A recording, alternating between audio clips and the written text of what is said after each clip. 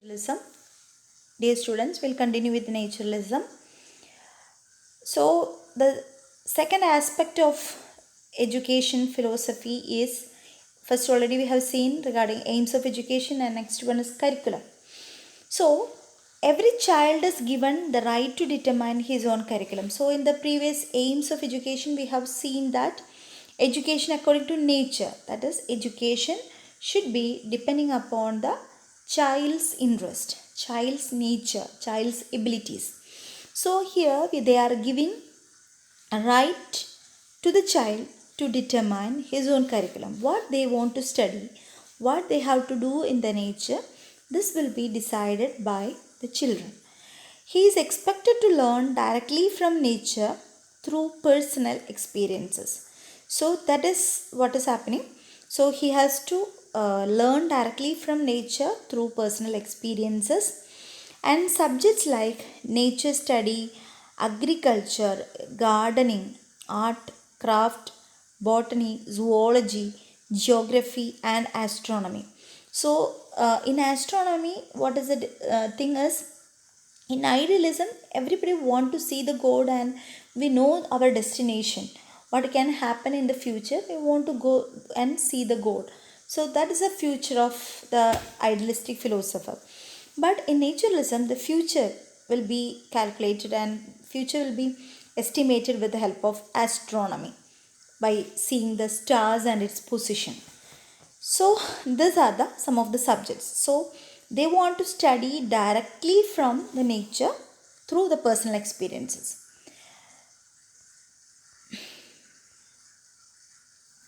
So again our Rousseau comes here to tell about the method of teaching. So Rousseau says, give your scholar no verbal lessons. He should be taught by experience alone. So we should not give any lecture for the students. They have to learn only by experience. Okay, when you are giving experience, students will be better learned than a lecture class. So that is according to Rousseau. And burn the books and break the walls, throw the child into the beauty of nature. So that is the concept of a great naturalistic philosopher, Rousseau. So this is about the method of teaching. So children has to experiment with the nature. They have to find their own matter of knowledge. So the method of teaching, naturalism, they were focusing on child-centered teaching methods. So, initially in idealism, the teacher-centered teaching methods were followed. Like teacher was the center of attraction, and the students can imitate or answer the questions which is given by the teacher. So here the importance is given to the student. So learning by doing, playway method, observation, experimentation, self-government, and self-effort. So these are the some of the method of teaching. So playway method, they so without compulsion they will be learning. So by their own interest they will be learning. So these are the advantages of these methodologies of teaching when you are adopting in naturalism.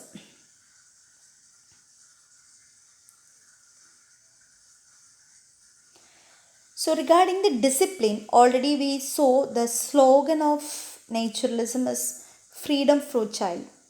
So they advocates free discipline. They disapprove punishment of children.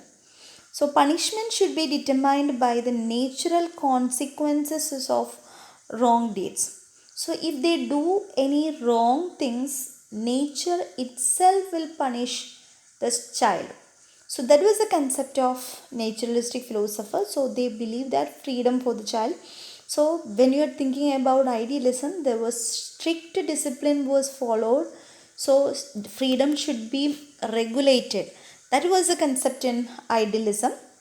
In naturalism, they believe that just opposite, freedom for the child. So what they think is, when the child is touching the fire, the punishment is given by the nature, so they will get burned. So when that burning experience the child is getting, next time they won't touch the fire or any other heat sources. So this was the example which I can say regarding the discipline in naturalism. So nature itself will be giving the punishment for children when they are doing any wrong deeds.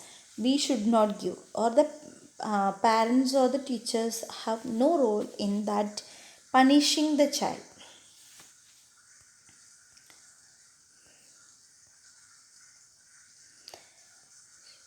So next is naturalism and the teacher. So idealism, the teacher was in the very high position. Already he has seen the God and we are just trying to imitate the teacher. So he is a very superior to anybody in the idealistic philosophy. But when you are talking about teacher, place of teacher is behind the scenes. So just guiding the student to do the activities. There is no role for teacher to teach something. New knowledge is not given by the teacher, the nature is giving knowledge for the students. So his duty is to observe the child rather than to pour information, ideas and ideals or molding the character. So character molding, pouring the information, these all are not the role of teacher. He don't have to do something like that. Just observe the child whether they are doing the things in a right way, redirect the instincts. So that is the role of teacher. Next is contribution of naturalism. It has brought to the forefront the child in the educative process. So in the idealism or in the olden philosophies, they were given, the teacher was given importance. Now the student become the center of educational settings, educational process in naturalism. The next is education should be a pleasurable activity for children. So they believe that it should not be with compulsion.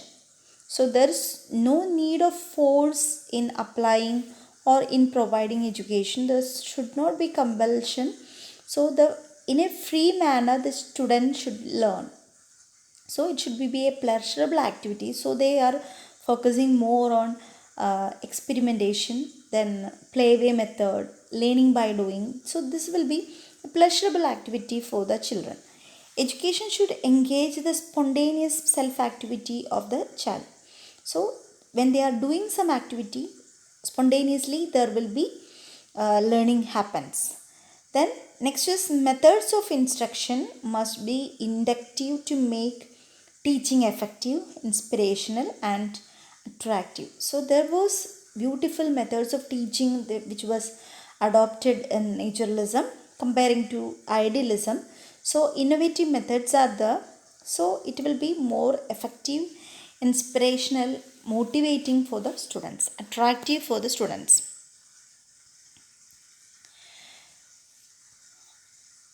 The punishment is based on the consequences of wrong deeds. So how much severe problem they created, according to that the punishment will be given. So consequence is measured. So that was the another benefit of, or the positive part of this naturalism. Next is education draws attention to the aesthetic aspects of the surroundings. So nature is important. So idealism, there was no importance to the materialistic world.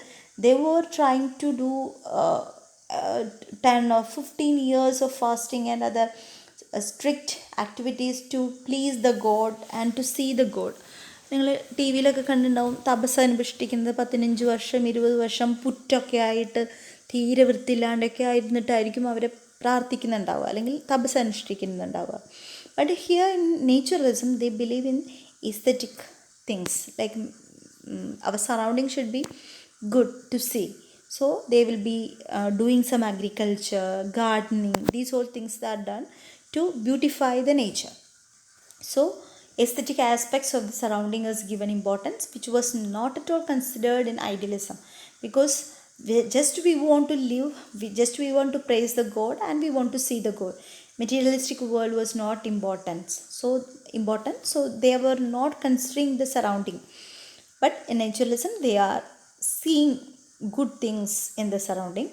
New school and new moments came into being as a result of naturalism. So, Montessori, kindergarten, these all educational institutions which is following these type of syllabus came into existence with the help of or as a result of this naturalism. So, this is about the contributions of naturalism to education. So definitely there will be weakness when we are understanding, when we are learning this naturalism.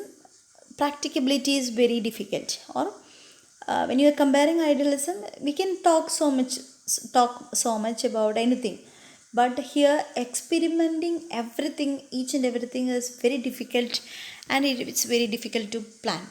So here the first weakness is neglects books and other media. So there is no importance to the book or media. We have to throw the child into the nature. That was the saying. But of course, the books gives some amount of rich information. So that was not considered by naturalism. We want to experiment everything. Knowledge will be coming out of this experiment. That was a concept. So that is our first weakness. The second one, physical nature alone is not sufficient for providing education. So, for each and everything, giving naturalistic environment for the children is not that much possible.